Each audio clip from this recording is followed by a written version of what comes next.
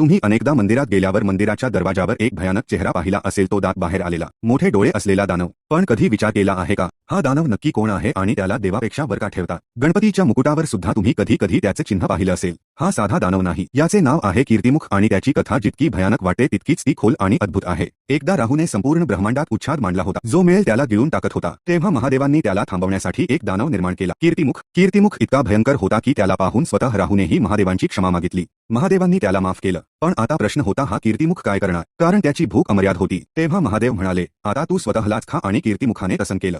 पायापासून गळ्यापर्यंत स्वतःलाच खाल्लं, पण भूक तरीही भागली नाही. तेव्हा त्याने महादेवांना विचारलं, आता काय करू? महादेव म्हणाले, आता तू मनुष्यांचा लोभ, क्रोध आणि वासना खा. तेव्हापासून कीर्तिमुखाला मंदिराच्या वरच्या बाजूला स्थान दिलं गेलं आणि त्याचा अर्थ खूप खोल आहे. जेव्हा आपण देवाकडे जाण्याचा प्रयत्न करतो तेव्हा सर्वप्रथम आपल्याला स्वतःच्या वासना, लोभ, क्रोध, अहंकार या दानवांना संपवावं लागतं. देवापर्यंत जाण्याचा दरवाजा कीर्तिमुखाच्या खालीच का असतो? याचं उत्तर इथेच आहे, कारण जोपर्यंत आपण स्वतःचा दानव हरवत नाही तोपर्यंत आपण देवापर्यंत पोहोचू शकत नाही.